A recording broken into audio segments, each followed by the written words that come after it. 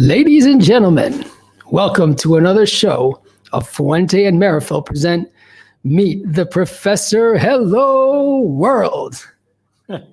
Hey, Jeremiah, how are you? Doing well, Professor. How are you? Good, good. It's been a good week. You know, we have a lot going on. We have a big event on Wednesday night with our friends in Denmark that are very excited to see you, me, and Carlito. But, you know, it is what it is. We got to work for a living. Wednesday night's going to be something very special because if I believe this is going to be the first time a distribution network is going to be launched on Zoom. Is that correct? That's correct. It's with our good friend Jesper Peterson, a true, passionate brother belief. I've done events with him. He's been a Pro Cigar. He's been to, I think, to Nicaragua. He's a character, but he's passionate. I think he's got 40 or 45 people already lined up for the event, and they already have 2 locations that they've had to, I don't know how they're going to do it because, you know, and a bar and 2 bars. And I mean, they're closing down the bars. It's not going to be open. It's only going to be for the people, but I think he's up to 40 something already. And we have some friends from other countries that are trying to get on the call. So we'll try to do our best. It's a big statement, launching something like that on Zoom, but I think we're going to have to get used to it for the time being. And I think it's going to be a hell of a success. There's going to be a lot of advantages. We're going to have people in a close proximity through the videos, and we're going to be able to have a lot more people at these events. So is this maybe a good thing? Oh, yeah, definitely. I mean, it's the new norm. We got to deal with what it is. And just look at all the thousands of new friends that you, me, Carlito, Cynthia, Liana, and all the team at Marifel and Fuente and myself that really gotten to know during these 9 months. And we're going to still be doing this for at least the month of December and probably the next 2 or 3 or 4 months of next year. But we've had fun. We've educated a lot of people, and people are having a great time. Yeah, and like Carlito says, it's all about the people. Absolutely. It is all about the people. And let's hope that we'll be all together soon, hugging and kissing each other again, because at the end of the day, I think we all miss this a lot, having all of you in our arms and next to us and being able to share our deepest passions. And but in the meantime, we got to do what we got to do. And if this is the way we do it, then so be it. At least we can be together and continue sharing the passion for the leaf. And talking about passion for the leaf, I see a gentleman which has arrived, Mr. Carlito Fuente. Carlito, how are you today? I'm doing great, man. I'm in the cigar city in the heart of the cigar capital of the world. It's tough when you're alone and you don't have all your entourage that are 2 generations younger that helps you figure out, you buy all this new crap and all that. And the problem is that I hear you out of the computer, and I'm in the middle of where the activity is, Ybor City. So any minute you're going to have a big choo-choo train coming by, blowing the horn, and you have all kind of motorcycles and all kind of shit. And you got people falling, and they fall on top of their bottles, so you hear glass splattering everywhere. But it's a fun town, and it's a town where everything was born. But just happy to be here. I have to be outdoors, obviously, because unfortunately I don't have enough Wi-Fi in my room. And I just want to say hello to Peter and Jasper and thank them for the great opportunity. I didn't know there were so many people living in Scandinavia. I'm sure there's people coming in from Western Europe and all over to be able to gather so many people. But it's a huge honor. I'm looking forward to it. I'm looking forward to today, especially because we have a special guest, which to me, I don't know whether to consider him as a big brother because he's someone that is so inspirational and someone that believes and thinks so much, like someone of 2 generations earlier, which I admire that because there's not many of us left. There are a few, but not many. And every day there's less and less. So it's good to see young blood with that mentality and someone that I consider a son and that I'm very, very proud of. Someone who has fought very hard to preserve the values of the community that I was born, my cradle.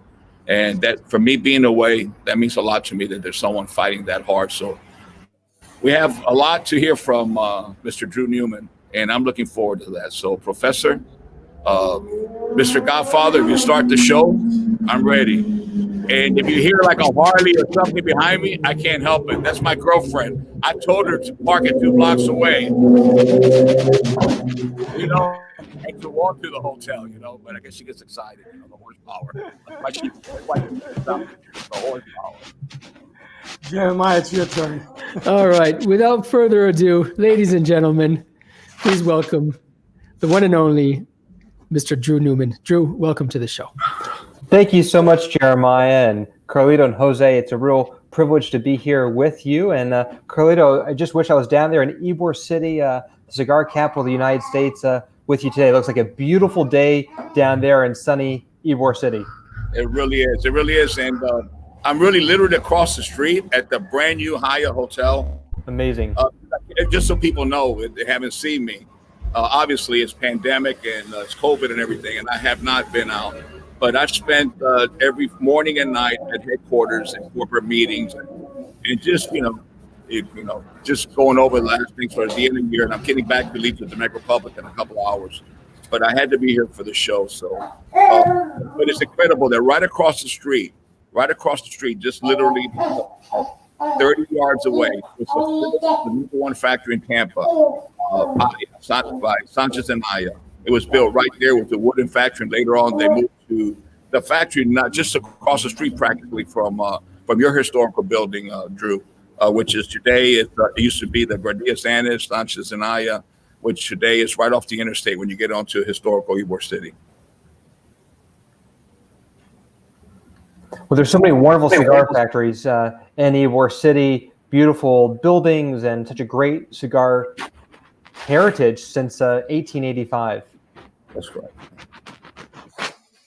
Well, Drew, it's a pleasure. I haven't seen you in a while. I mean, we see ourselves sometimes at the show and say hello. And, I've known Bobby and your father, Eric, for a long time. But for those that don't know who Drew Newman is, that I realize it can only be a few. I can't hear right now. Let me reload the browser. Hold on.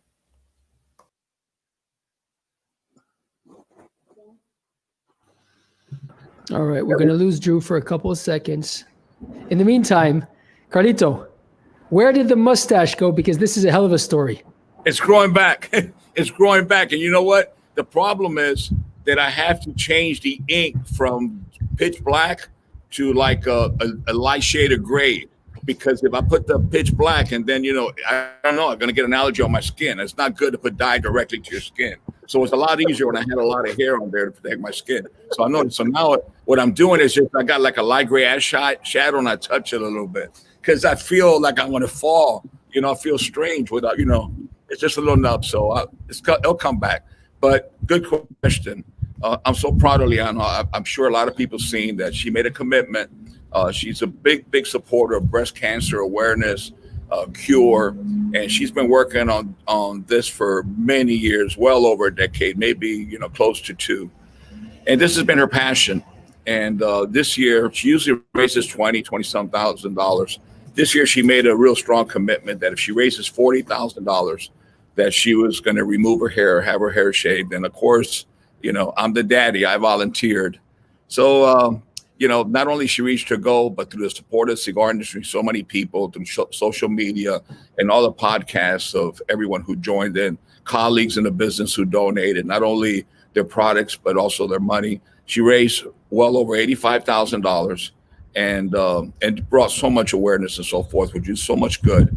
And the time came, that we had to fulfill the promise. But during one of the last Wednesday Friday podcasts or broadcasts, someone said that they would donate if I shaved off my mustache. This mustache has not been off my face since I was a teenager, to be honest with you. It's just like part of me. And anyway, what are you going to do? It's your daughter. You love her with all your heart. She has the courage to remove all her beautiful hair, which went down to her waist, had a beautiful, wavy, soft hair. And that was her pride and joy. That was her biggest sacrifice right now. And she donated her hair. So I agreed to donate my mustache. I got the best end of the deal. She'll be like that for about another 4 years, but it'll be fine. But I'm so proud of her and I'm so grateful to everyone in our community. We are one very special community. The lovers of the leaf, both the sisters and the brothers, the big hearts. You come together when it's needed. Just like now, a dear colleague of ours, Kerr, that everybody knows him, and social media and so forth, and the podcast from the Boutique Cigar Association. He has his son had leukemia, and he overcame it. He's doing well. He's in high school, and he's now a superstar in high school and sports and everything. So right now, the cigar industry is getting behind leukemia for children and everything. But that's what the industry is all about. It's not about cigars. It's about the people. It's about coming together and sharing the good, the bad, the indifference, and sharing our hearts. And we all are so blessed to be in. Hey, Drew, if Jose noticed a little, maybe you can tell him now you're no longer Drew Newman, the great grandson. Now you're Drew Newman, the father. That's right. Thank you, Carlos. It's been an exciting year in so many ways, but for me especially, now I have an 8-month-old son named William Stanford Newman. His middle name's after my grandfather's name, Stanford Newman, and he is now the 5th generation in our Newman family, and it's really exciting and wonderful. And you can probably hear him crawling around in the background. God bless. Beautiful. Thank you, Carlos. Drew, you are 4th generation and also general counsel for J.C. Newman, a company that's been around for 125 years. I'm going to ask you this. Do you remember at what age you smoked your first cigar, and what was it? The sound is gone on my connection. I can hear Carlito. I can hear you perfect.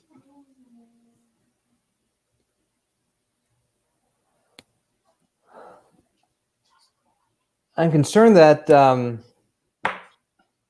connection's gone. We hear you perfect. Okay, there seems to be another little technical issue on. Jeremiah, I'm hearing you perfect. No, we hear each other. I think Drew's having a little problem on his on his PC, but that's okay. We can continue with the stories here in the meantime. I'm sure somebody has something interesting he wants to reveal to everybody out there tonight. Well, Carlito, you had something to shave off, and what did he shave off? Well, he shaved off his mustache, and Liana shaved off her hair. So, thank God nobody put me in the middle. What am I going to shave off? Yeah, you got more to shave off than I do. Don't worry. Well, no. That is true. Okay, Drew switched browsers. Let's see what happens now. All right, I think he's back in, and Drew is Excellent. back in. This sounds a lot better now. I can see myself too. I went from Chrome to Firefox. Hopefully this will be a better connection. Drew, do you hear me? I hear you perfectly, Jose. Sorry about the technical difficulties. And now I see you too. I hadn't seen you for a while. Yeah. Listen, Yeah, I was Drew, saying that's that maybe not such a bad thing, but that's okay. Yeah. We go way back also. You're general counsel for J.C. Newman, right? 4th generation. Do you remember your first cigar? At what age and what was it? Of course I remember my first cigar. How could I not? And I'm sure Carlito remembers this cigar too, because it was a Cuesta Rey number 47, handmade, a beautiful Tabacalera E Fuente. It's actually a cigar we discontinued, about 10 years or so ago. And I was thinking about my first cigar over the summer, and I realized I don't have any more Cuesta Rey number 47. So I've been on this hunt for the past few months, seeing if anybody has an old box of Cuesta Rey number 47 cigars. And if you do, I would love to buy it from you because it was my first cigar, very memorable. It was with my father. We were outside in Green, Texas at like a honky-tonk dance hall with some of my relatives. And it was 18 and change. And I remember it was a beautiful night outside. It was relaxing. It was fun. And I said, Dad, I like to have a cigar. And he could not have been more excited. And it was just a really memorable experience, father and son like so many of us have experienced over the years with sharing a fine cigar between generations. Yeah, you don't remember. You never forget your first love. You never forget your first cigar. Drew, your grandfather was an institution, Thank you. a visionary man, a man that was very well respected, and I know that you were very close to him. So, what are things that you learned from your grandfather that today you have followed, and that wisdom from the grandfather to the grandson that has helped you out in your life? Well, thank you very much, Jose. I feel very fortunate in so many ways, but in one of which I was born into a family and a family business. And ever since I was just starting to learn how to walk, I spent a lot of time with my father and my uncle and my grandfather running around our factory in Tampa, listening, observing, trying to learn and soak in as much as I could. And so I was able to spend lots of time over the years with my grandfather, hearing his stories, hearing his wisdom. And I think the thing that sticks out in my mind most is the word quality. My grandfather, Stanford Newman, believed in quality above all else. He believed that if you made a quality product, that it would sell, that it would do well. You could be proud of it. You could stand behind it. You could put your name on it. Somebody could always make something cheaper, a cheaper cigar, a cheaper anything.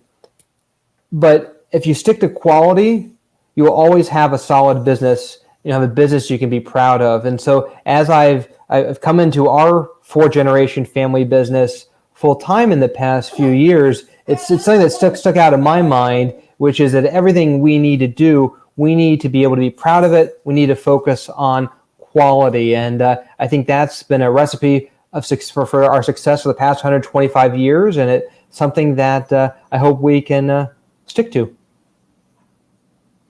Yes, true, because 125 years, it's not easy. I was just when we were talking a couple of days ago, I was going through memory lane, and I remember at that time I was on the advisory committee. It was RTDA at that time.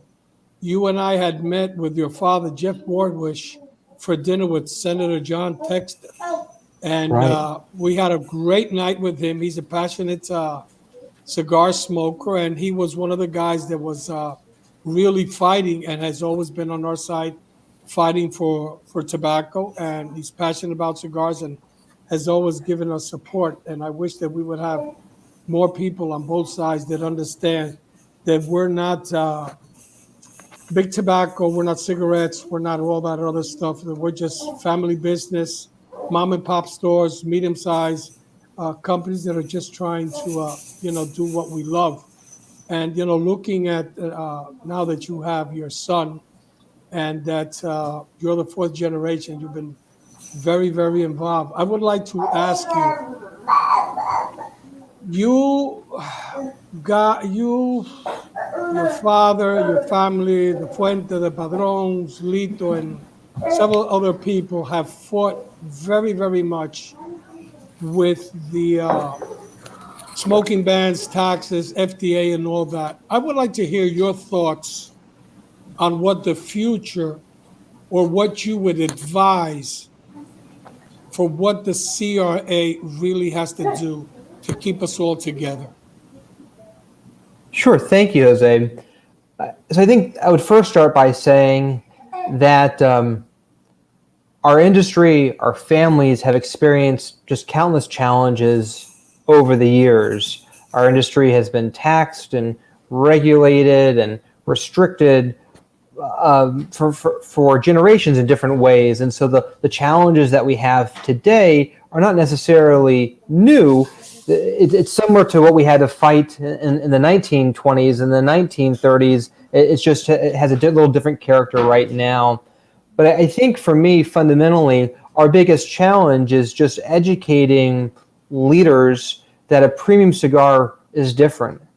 That's an all-natural, handmade product, and that government data collected by the FDA show that it's consumed by adults in moderation. And so it's a very different product from other types of tobacco or marijuana or just other things that people use. And as such, you can't really take a one-size-fits-all policy, which was developed for cigarettes that the FDA has been trying to do, and apply it to premium cigars or pipes. It just doesn't make sense. And so a lot of our time working with CRA and our partners and other companies in the industry has been simply educating what a premium cigar is and what it's not.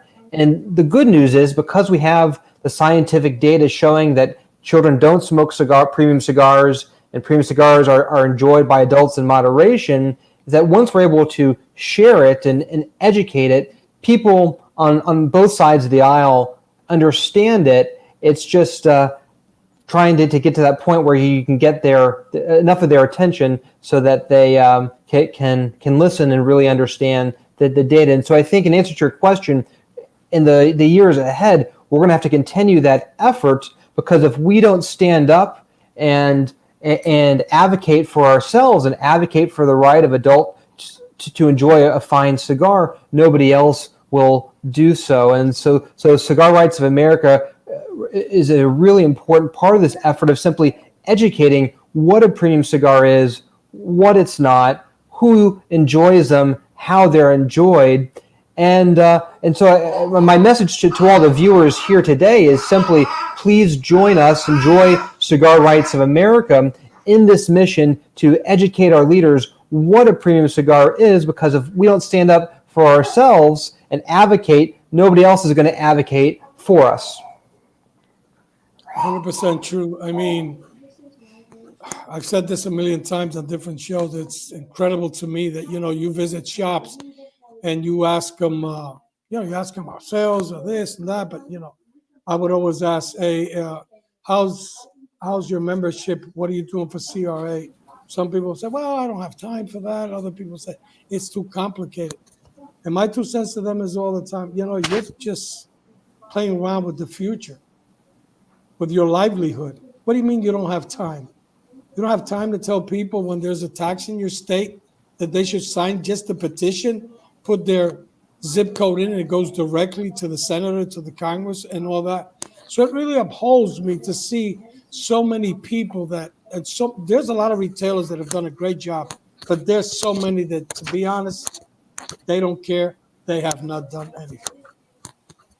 That's true. We're an industry of small family businesses, small family farmers, small family manufacturers, small family retailers. And so stepping beyond our normal business world into the world of politics and advocacy is new and is different. And sometimes it can be scary and overwhelming, which is why I think a lot of people try to shy away from it and think someone else is going to do it. But if everyone adopts an approach that someone else is going to look out for me and look out for my interests, then we'll be in a situation where nobody is. And so I think it's really on all of us to educate our local leaders, our state leaders, our national leaders about what a premium cigar is and why it's important to allow adults to have the opportunity to choose to continue to enjoy them. 100%. Drew, let me ask you this. Working with your father and working with your uncle, a lot of people don't have that privilege, even though it does happen. So I'm going to ask you this. Who's more harder to convince, your father, Eric, or your uncle, Bobby? That's a great question. It's a real privilege to be able to work for my father and my uncle, and the office I have in Tampa is my grandfather's old office. It's a real privilege to be able to sit at his desk and be in his office and to continue this family legacy. But I'm in a very fortunate position in that my father and uncle kind of let me go in whatever direction I want to. They don't really push back. They're welcome and open to the new ideas that I bring and the questions that I raise. It's been a real I've been very grateful for that. And so sometimes they look at me a little strange because they've both been working in our family business for 40 years. And so when I ask why do we do something the way that they've always been doing it, sometimes it raises an eyebrow, but I'm very grateful for the opportunity to be able to help steer our company and our family business in a new direction and hopefully set us up for another 125 years.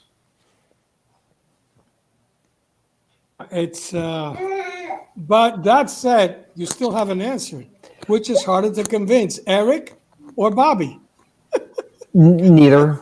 They really aren't that hard to convince. I don't think my powers of persuasion are all that great, but I think we're blessed to have so many opportunities in our business. There's just not enough hours in the day to pursue them all.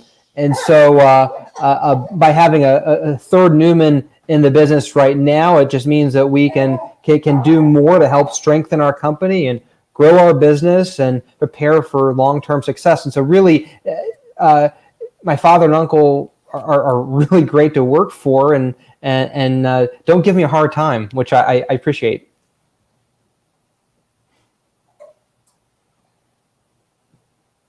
That was a very good answer, Drew. You got out of that one pretty well. They're easygoing.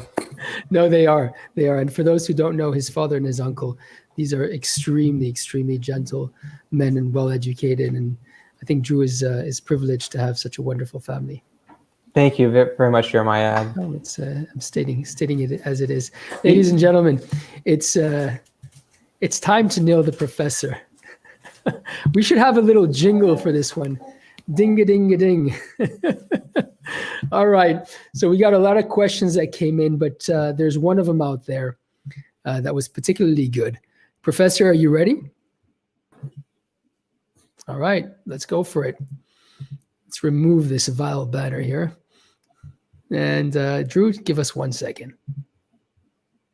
So this question is coming from our friend up north, Professor Alex. Mr. Oh my God. Yeah, Alex, exactly. Now, I hope Alex is okay and sane because he must be freezing his rear side off in Canada right now. But he did have a good question for the professor. Jose, if you made 2 cigars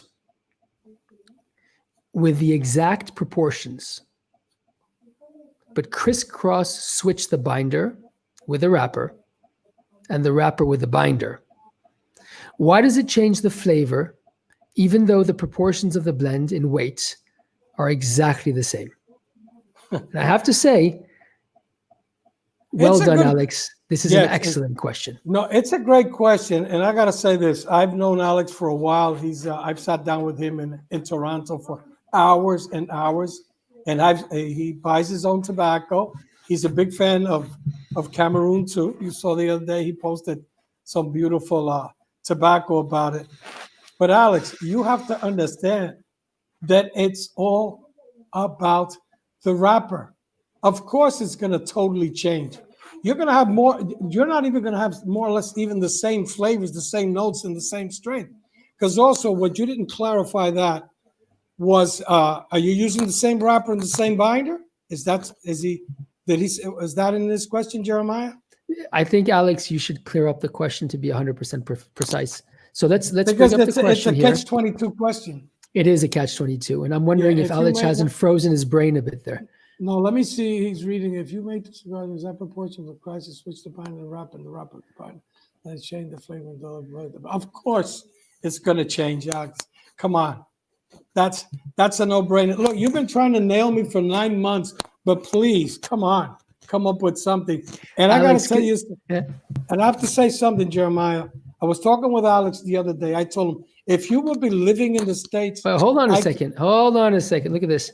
It's the same wrapper, same binder, same filler, but that's the same cigar, Alex. Exactly. What are you going on about?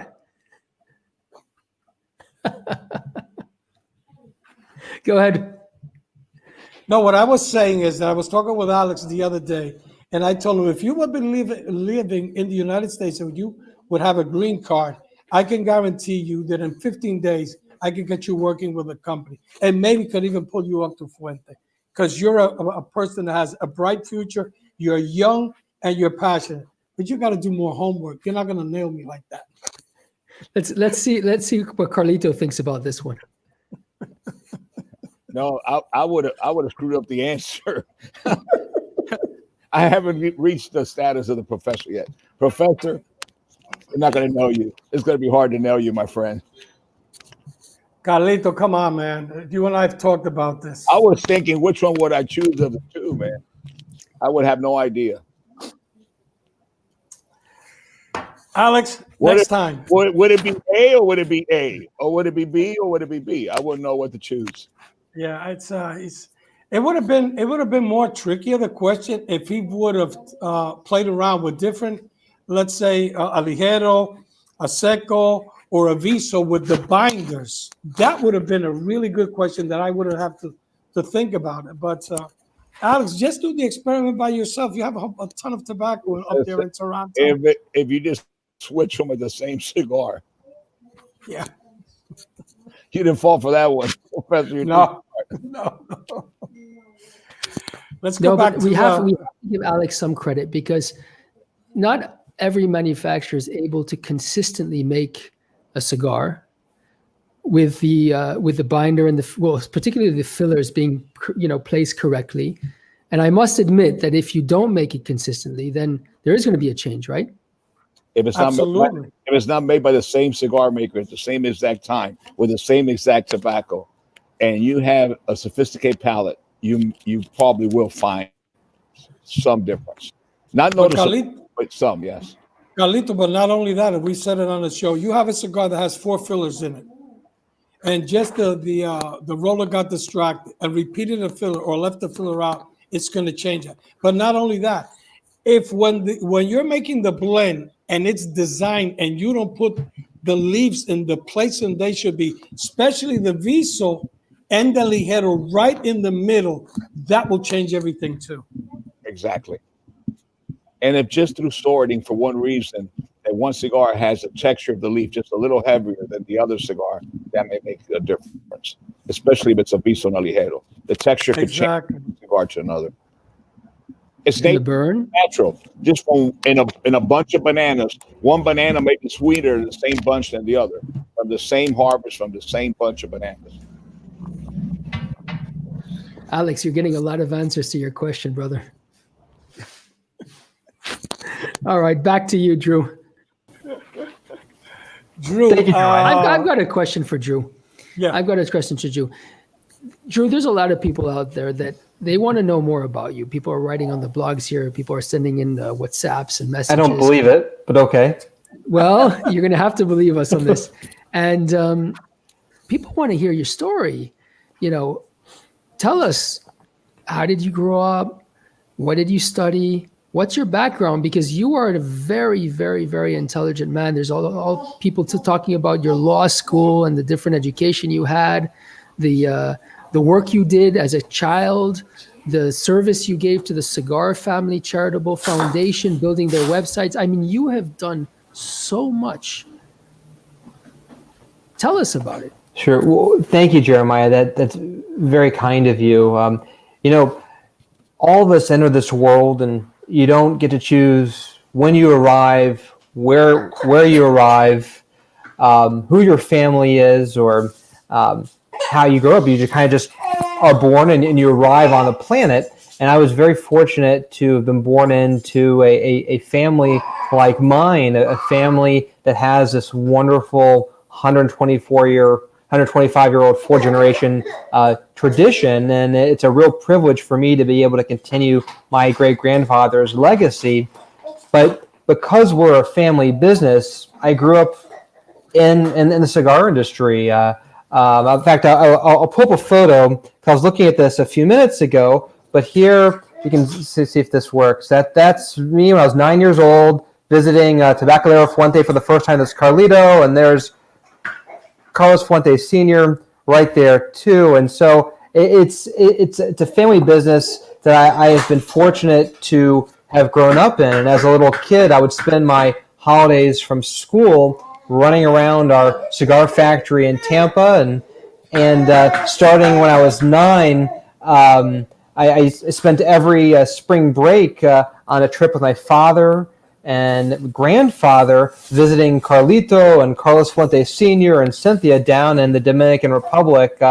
And it was just a great opportunity for me to learn about my family, to learn about our family business, to learn about cigars. And I really absorbed it at a very young age. And I wanted to get involved and wanted to help out and join my father and uncle and grandfather. And so this was sort of my first venture into the cigar industry was in 1996, working to create cigarfamily.com, which was at the time the largest online cigar community, and had cigar enthusiasts from all over the world coming together to talk about cigars and their passions and their interests. And that blossomed and helped us sort of launch and create the Cigar Family Charitable Foundation, and it's just taken off from there. And I back to my story for a moment. I graduated, born and raised in Tampa in the Cigar City,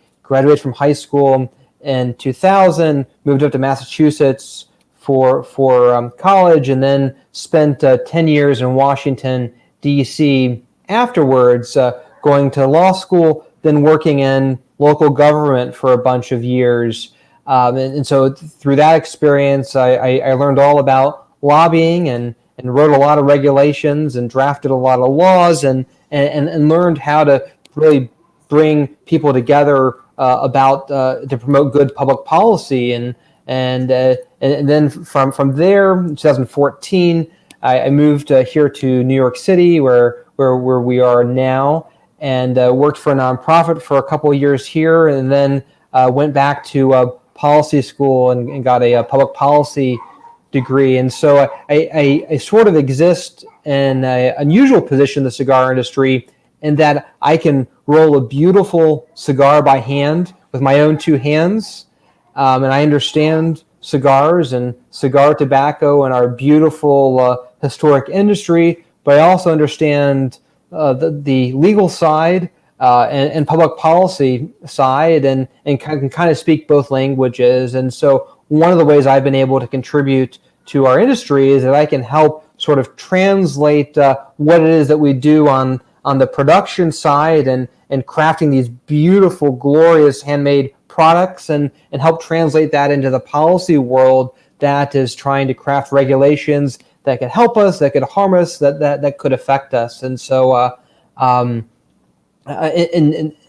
so I sort of existed in both of these worlds. And then in 2017, after working part-time for our family business for about 20 years, I joined our company full-time, and it's been just a really exciting period of time since then, and I feel very blessed and fortunate and grateful to be able to continue my family's 125-year, four-generation legacy.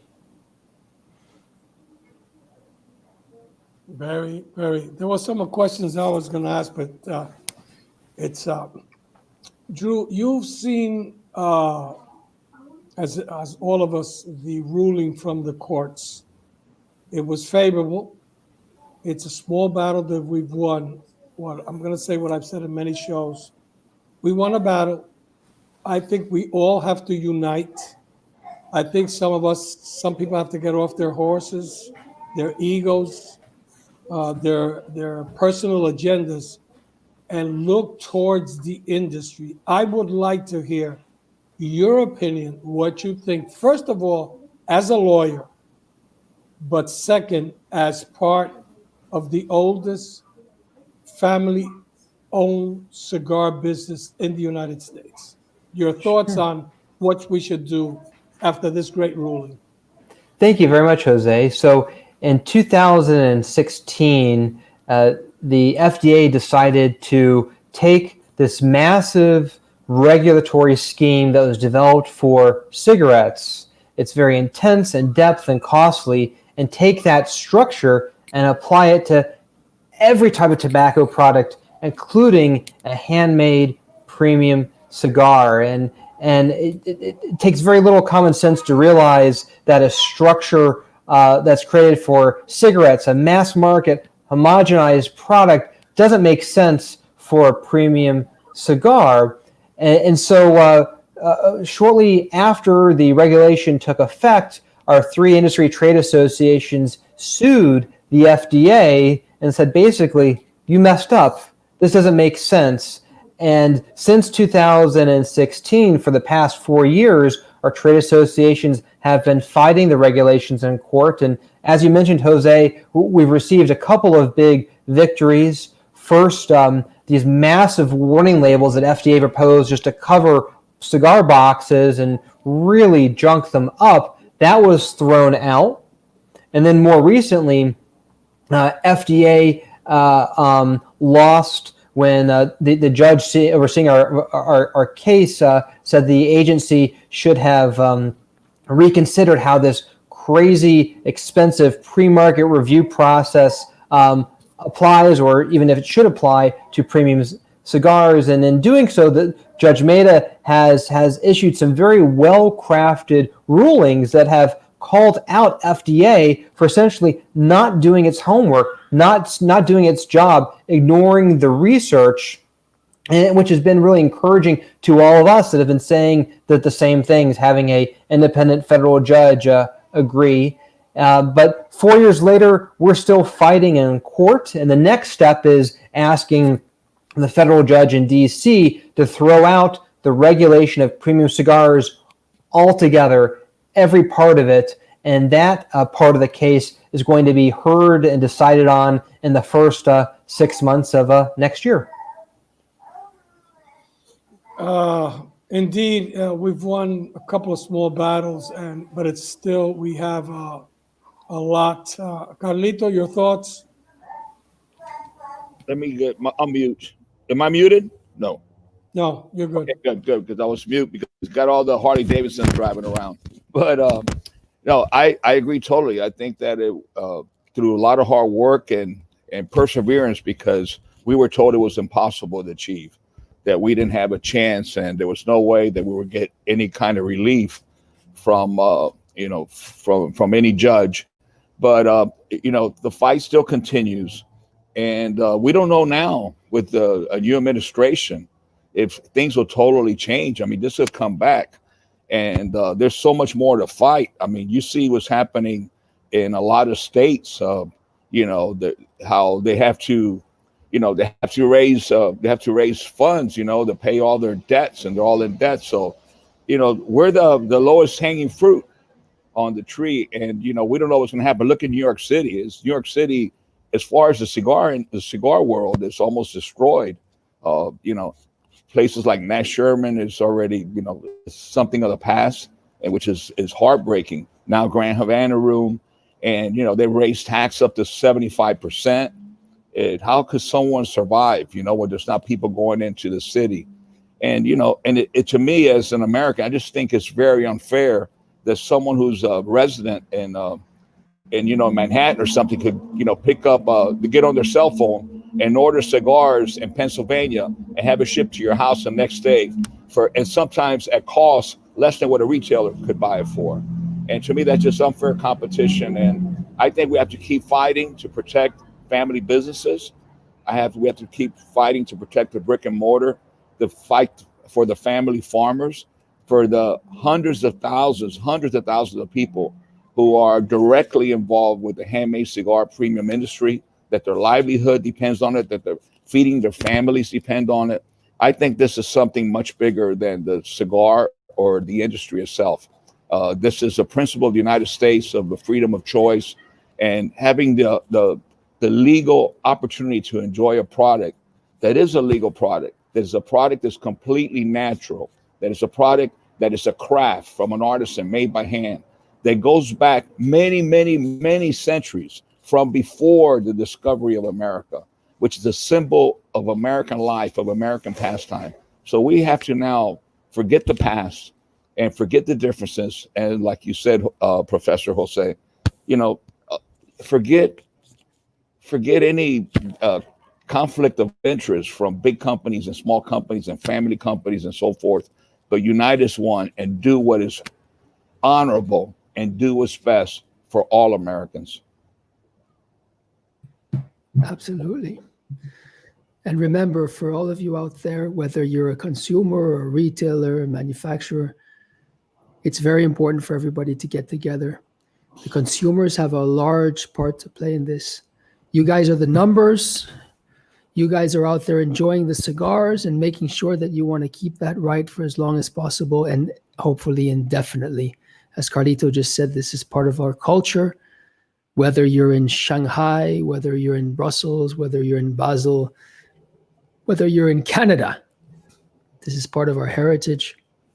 And you consumers must join the fight some way or another, whether if it's just with your voice or your vote, and make sure that people understand that this is important for us. Professor. Without further ado, yes, Carlito. No, I would like to ask you a question, but I don't want to interrupt the program. So continue, and hopefully I have an opportunity to ask him a question that I think that is will be one of Drew Newman's greatest legacy that he'll leave behind. But I have no doubt about what I'm going to ask him and his legacy. But I'd like for you to continue with the program, sir. Well, the program's moving on to the hot spot, so Drew is going to be in trouble. Ladies and gentlemen, welcome to Melanie Cisco's Hot Spot. Melanie, you ready? I am. Can you hear me? Can you hear me okay? No. Yes. Hi, Drew. How are you? Hi, Melanie. Doing fine, thank you. How's the cigar? Actually, it's fabulous. Do you know which one I'm smoking? It's beautiful, beautiful Fuente Opus X. Why would you spend your Sunday any other way, right? That's right. So I want to know, Drew, what is your first cigar experience, period? Like the first experience. Sure. So the first cigar I enjoyed was a Cuestre number 47, handmade by Carlito in their beautiful factory, Tabacaleria Fuente. It was in August of Oh my God. 2001. It was just a beautiful cigar on a beautiful night out in Green, Texas. And I just really enjoyed it. And it's one of those times I shared the cigar with my father. He lit it for me and picked it out for me. And it was just one of those wonderful moments that you'll never forget. And I just wish I had saved some more of those Cuestre number 47 cigars and set them aside in our aging room so that I could light it up someday with my son. Aw, I love it. I love that story. That's so awesome. And I hope that you get to save one of those so that you can light it up with your son, actually. Just put it on YouTube or live. You know, we can broadcast that for you. Well, it's going to be 20 years from now or so. So who knows what technology we'll all be using then. But what? There's an age limit? What? There's an age? Okay. All right. Next question. Let's go on. I want to know, what would you love cigar smokers to know and understand these days? What would you like to leave them with? Any new cigar smokers? Well, I think something that a new cigar smoker may not appreciate at first is really how a premium cigar is a luxury product. It's an affordable luxury. And what I mean by that is that it's an entirely handmade, all-natural product.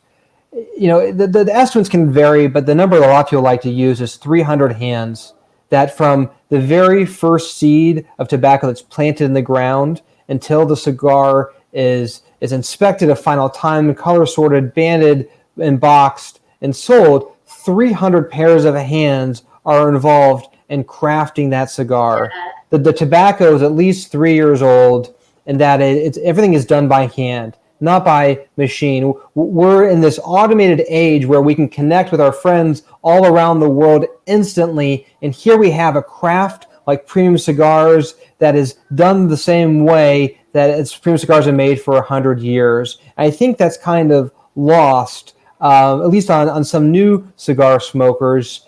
And it's something that's very special. And to think that you can get an entirely handmade product, like a beautiful Arturo Fuente made cigar for $6, $8, $10, it's just incredible. The amount of time and effort and love and passion that goes into a beautiful handmade cigar is second to none. And it truly should be appreciated and celebrated. Absolutely. Oh my gosh. Okay. Drop the mic, please. Just drop the mic. Jeremiah.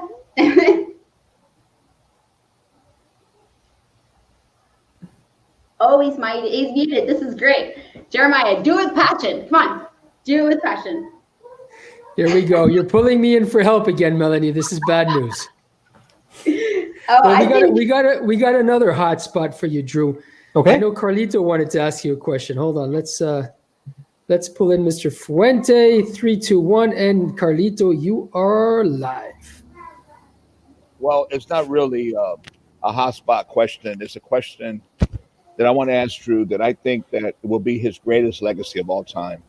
I mean, while I had my my phone on mute or my computer on mute, I heard in the distance. I heard the sound of a horn from a ship coming into the port of Ybor City, where the Cuban tobacco was delivered in the ferries that came from Cuba, where the cigar makers, they would arrive, and the foremans of each of the factories would go up to the roof.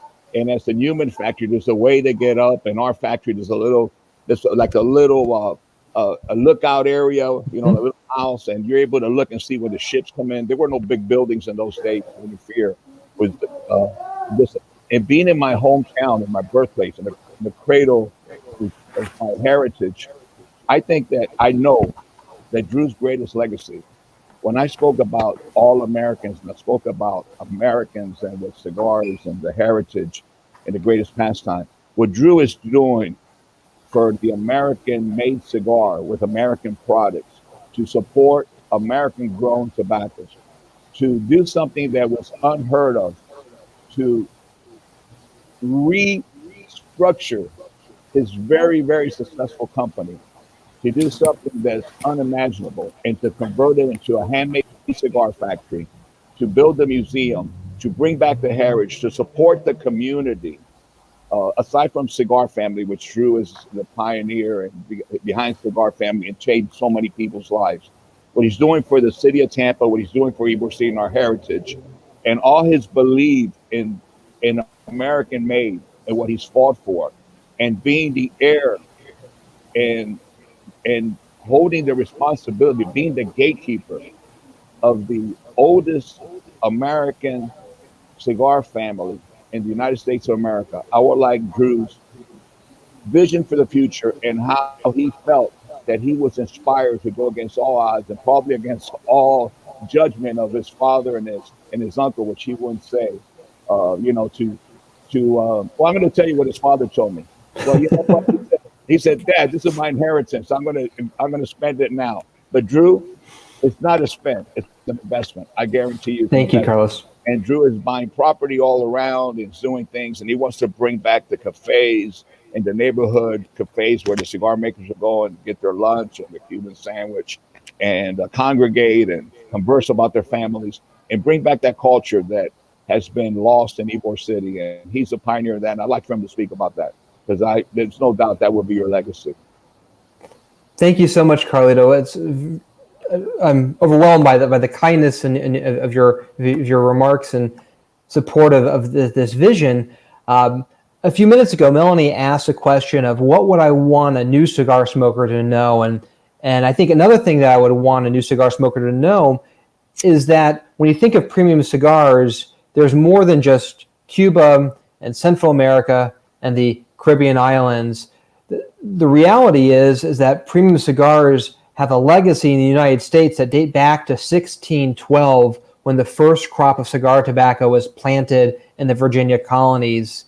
And even before we were a country, all 13 of the American colonies grew cigar tobacco. And many of our founding fathers, like George Washington and Thomas Jefferson, grew cigar tobacco as well. And so here in the United States, we have a rich tradition of cigar making. Right now, we buy some beautiful Connecticut broadleaf tobacco grown up in the Connecticut River Valley, but from a family farmer, John Foster, whose family has been growing on the very plot of land since the mid-1700s. And we also buy tobacco from the Amish and the Mennonites, whose families have been growing tobacco for cigars in Lancaster County, Pennsylvania, since the late 1600s. And so there really is a rich tradition of cigar making here in the United States. And there's really no better place to celebrate that than where Carlito is right now, which is the heart of Cigar City, the heart of Ybor City, Florida. And Ybor City was founded in 1885, and very quickly thereafter, it became the center point of the cigar industry in the United States. And for lots of reasons, Tampa and Ybor City are a perfect place for cigar making. And that's why a century ago, there were 150 large cigar factories that rolled by hand 500 million cigars per year, just made in Tampa, just made in Ybor City. And by comparison to those 500 million that were made per year in Ybor City a century ago, right now there are 350 million cigars imported legally into the United States per year. And so just the point just underscores how important Ybor City was to America's cigar history and heritage. And so what my family and I have been doing in the past few years is restoring our beautiful old clock tower cigar factory called El Reloj, for the clock tower. It was built in 1910, and we still make cigars there today.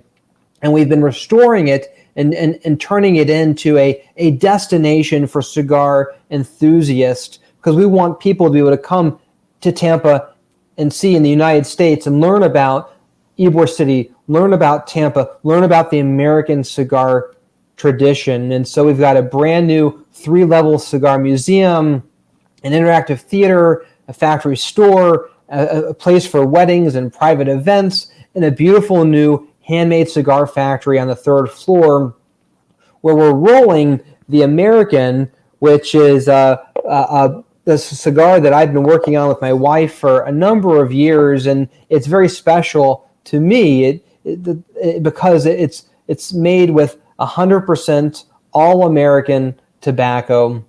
But not only is all the tobacco grown in the American from the United States, but every part of the package, from the cellophane to the paper in the bands, to the wood in the boxes, to the hinges in the boxes, every component is made in the United States to showcase the fact that we have a wonderful tradition of American cigar making here, and that we can still make world-class cigars in the United States. And so we would love for everybody listening to the show today to please come to Ybor City. You can come stay at Hotel Hyatt, where Carlito is right now, light up a beautiful cigar, come visit our factory and come to our cigar museum, come visit all the other little cigar manufacturers on 7th Avenue in Ybor City, come experience the real American cigar history. And so it's very exciting. We just opened our factory again to the public, and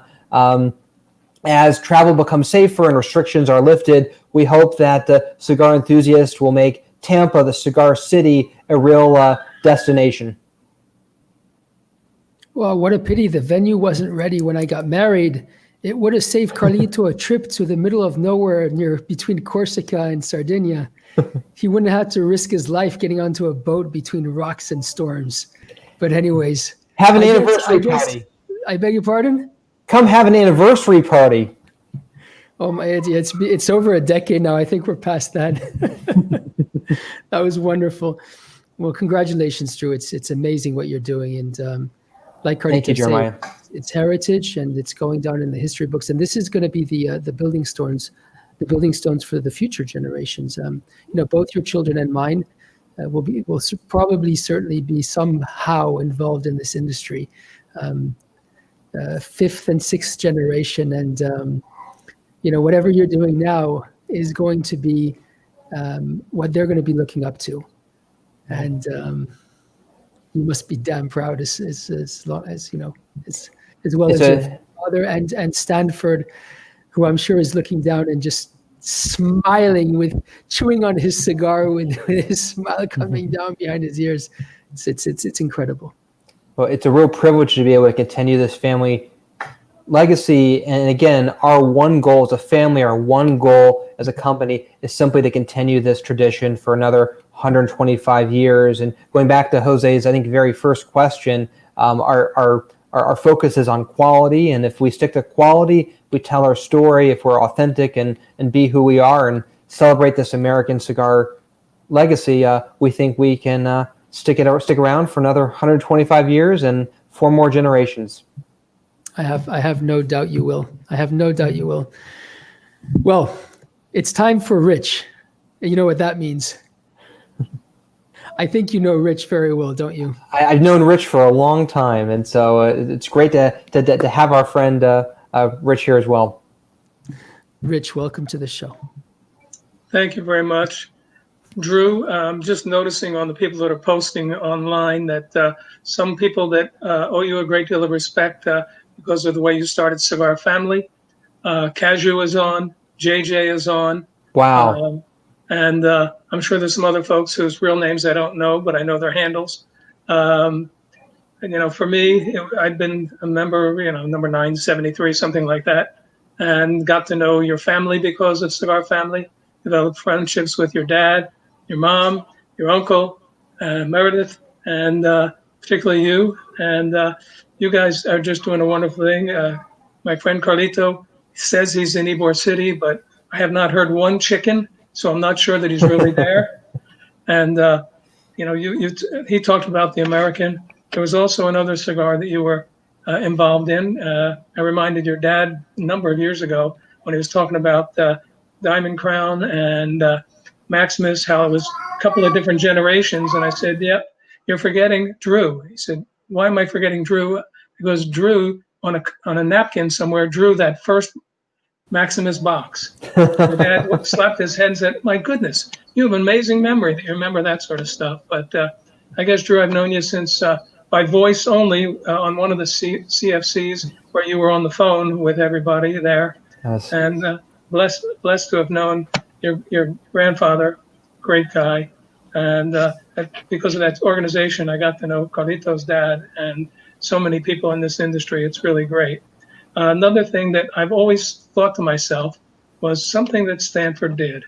Back in the beginning, before Diamond Crown kind of came out, the biggest cigar size was Robusto, 50 ring gauge. And all of a sudden, Stanford came out with a 54 ring gauge, and that was going to be his standard for that cigar. And next thing you know, we're at 54, 56, 60, 70s. And I think that 54 of his kind of started the trend to bigger ring gauge cigars. But that's enough of me talking, and now it's for my story. As I'm getting pretty old, there's a lot of doctors out there specializing in geriatrics. And a guy walks into my doctor's office and says, listen, doc, I'm 86, but I got some great news. I've never felt better. The doctor says, you've never felt better? You're 86? He says, yeah, I just got married 6 months ago to a 20-year-old girl, and now she's pregnant with my child. And the doctor scratches it. You said that you impregnated a 20-year-old girl and you're married? Oh, yes, absolutely. The doctor thinks for a minute. He says, wait a minute. Let me tell you a story. I have a friend, he's about your age, maybe a little bit older, and he was an avid hunter. And he never missed a season ever. One day he's setting off to go hunting. He's a bit of a hurry, and he grabbed his cane instead of his gun. And he gets down to a nearby lake, and a large male beaver is sitting on the water's edge. He realizes he left his gun at home, so he couldn't shoot the magnificent creature. Out of habit, he raised his cane, aimed at it, pretending it was his favorite hunting rifle, went bang, bang. Miraculously, 2 shots rang out, and the beaver fell dead. And the doctor says, what do you think of that? The 86-year-old man says, well, logic would strongly suggest that somebody else pumped a few rounds into that beaver. And the doctor said, my point exactly. So that's about the 20-year-old pregnant lady. Okay. I tried to keep, oh my goodness, look at William. William Stanford's there. All right, Wow. let's first laugh at the joke. It was a very good joke, actually, Rich. And may I Okay. remind everybody out there that we're being broadcasted out of Basel, Switzerland. So whatever Rich says is under immunity. Rich. Yeah, well, Carlito, I hope that Liana passed on that information. My WhatsApp was not working last week when you asked me to send you that stuff, but I sent it off to Liana. Hopefully she got the info to you. And Okay. what happened? What happened to Drew and the baby? Yeah, well, that's precisely what we're going to come up to. Rich, thank you very much, and see you next week. Okay, guys. Thank you. Drew. Ladies and gentlemen, we have a very, very, very important guest that just showed up on the show. Probably the most important guest that we're ever going to have. Ladies and gentlemen, the next generation of the Newman family. This is William Stanford Newman. His middle name is my grandfather's name, Stanford, and he's 8 months old, our little pandemic baby, and he loves video meetings, and he's excited to meet all of you. And so hopefully I can find some of those old Questray number 47 cigars and share them with this little guy in 20 years or so. Cute. We love him. Oh my God, he is the cutest thing I've ever seen. Like he's cuter than my baby. I'm like, that's pretty cute. All right, we found a way to get Melanie going. I know. I'm like, oh my God, you can literally bounce him for hours and I'll be happy. I'm like, He loves to bounce. I can tell he's so adorable. Oh my gosh. Bless his heart. Bless you guys. Drew, this is going to be my last question from me. I know Carlito and Jeremiah have a couple of things to add. What does, and by the way, I got to tell you, I got to give you my congratulations. That thought of you guys bringing back to make cigars and do it 100% with American tobacco. I got to be honest, I haven't smoked it, but if I go to Tampa in January, for sure, I'll probably see Bobby or Eric mooch a couple of cigars, maybe 3 or 4. I don't think they're going to give me a box, but with 2 or 3, I'd be happy. My last question to you, what does the future hold for the Newman family, but more than anything else, for you? Well, thank you, Jose. First of all, when you're in Tampa next month, please come in and visit us, and we'd love to show our factory to you and our new museum, and it will definitely not only give you some of the American or all-American cigar, but you can roll some yourself and see all of the components that we have that are grown in the United States. But I think in answer to your question, I think the answer is simple. My future is this guy, and hopefully some future siblings for him too, and just trying to keep our family legacy going and passing it on. It's something very special to be in a business that my great-grandfather started in 1895 and passed it down to my grandfather, who passed it down to my father and uncle, who are in the process of passing it to my cousins and me, and someday maybe I'll have the privilege of passing it down to my children. And so you like that idea, William? So it's something very special, and it's a real privilege to be in this business. And until then, I'm going to work to keep our family legacy and heritage alive. Thank you. Carlito? Drew. No, I'd like for you to. I just heard a rooster. Okay, I'm in Ybor City, but anyway, I don't know, but no, I'd like to ask you to give us a little update on Nicaragua. You started a factory in Nicaragua years ago, and it's doing terrific. It's grown to be one of the largest factories in Escalín, and you have your hands involved with everything. And it just, I just want to hear a little bit about it so people are aware, the extension and everything that the Newman family is involved with, not only in the Dominican Republic, which you have been since 1986, but also Nicaragua, and now you mentioned Tampa. So it's like a triangle. It's strange. Somebody's from the streets yelling at Carlito. I think they saw a hat because they obviously can't see my face. I'm on a balcony, 2 floors up. But I'd like for you to speak a little bit about Nicaragua, briefly, if you can. Absolutely, Carlito. So first of all, I'm not surprised that people are yelling at you from the streets. You're practically the mayor of Ybor City, and it was also great to hear the roosters of Ybor City crowing there too. It's the authentic sound of the streets of 7th Avenue in Ybor City. But Carlito, you're right. I think we feel that we're very blessed to have be able to make cigars in three of the best countries in the world for doing so. And so, first of all, it's a real privilege for my family and me to be partners with you and your family, and for you to make our wonderful Diamond Crown and Quest Array and La Unica cigars and Tabacalera Arturo Fuente. I mean, your factory is second to none. It's just a gorgeous temple to cigar making and the tradition of handcrafting cigars. And so it's a real privilege for us to be able to have our flagship products made in your factory in the Dominican Republic.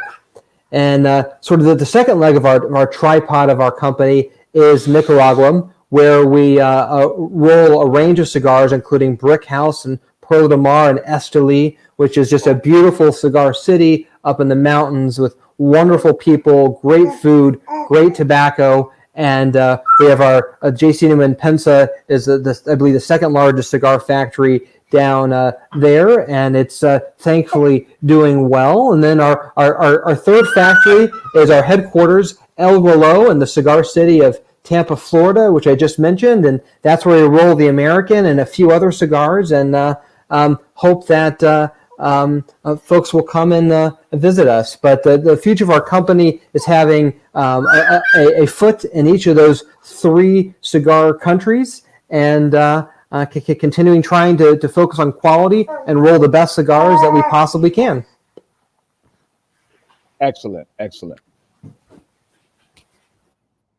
Yeah, I think somebody sees the hat. Keep yelling, but it's okay. Drew, I just want to say thank you very much for taking your time. I know how busy you are to join us. We've been very anxious to have you on the show since the very beginning. Unfortunately, you weren't able to be on with your father and your uncle, but things worked out for the best. And I think that you have so much to share with us. I'm so happy that you're able to individually share your time with us. But you mentioned something that I think is so important that I identify with, and that is that, you don't choose when you're born or what family you're born into or where you're born. But one thing I could truly say that I believe wholeheartedly, and you say you were blessed to be born in your wonderful family, in this wonderful city, in this wonderful industry. But one thing that I really believe in is the industry is blessed to have you as the leader of the future, leading our industry, of the present and the future. You contributed so much that it's just it's the blessing. We're very fortunate that you have decided to continue the family legacy, and yet at a very young age you have contributed so much, not only to your family but to the entire industry, to the philosophy that we all believe in. And you've been a warrior in the front lines and a general making the strategic decisions, and for that I thank you wholeheartedly. Well, thank you so much, Carlito. It's so kind of you. The way I look at it is I'm just following in the footsteps of you and your father and my father and uncle and my grandfather, and just trying to learn what I can and contribute what I can, and just keep this wonderful tradition and a family tradition of cigar making going for another 125 years. And it's a real privilege to be in this business, and it's a real privilege to be on this show with you and Jose and Jeremiah and Melanie and Rich too. And so thank you so much for this honor to be with you this afternoon. Thank you. No, the honor is all ours. Thank you very much, Drew. And once again, it was beautiful having you on the show. This is another show which is going to go down in history. I'm sure a lot of people are going to want to come back and see it again, and we'd like Melanie to explain to everybody how to do so. Melanie, please. Hello, everyone, and thank you for joining us, and thank you for allowing us to be inside of your living room every Sunday at 2 p.m. Eastern Standard Time. Oh, yes, you can catch all of our past episodes and newly episodes at 2 p.m. Eastern Standard Time every single day at the Facebook Professor Show. It's the facebook.com/ The Professor Show. You can go there, hit that log button. Actually, you know what? Screw that. Right now, hit that notification button right there. There's a notification button right under your feed right now, and you should be able to hit that, and then you'll get all of our updated logins and everything. But also go into our YouTube. It is www.tinyurl.com/The Professor Show, and then you can go and subscribe to our YouTube channel, watch all the past all the past episodes, and then watch all the forward episodes coming up. So, yay, thank you. Amazing. Thank you very much. Sorry. No, that was wonderful. Professor, who do we have on our show next Sunday? Well, next Sunday, we're going to have a woman, a dear friend of mine, and a very dear friend of Cynthia, Carlito, and Liana, which is the Guayabera lady, La Señora Berta Bravo.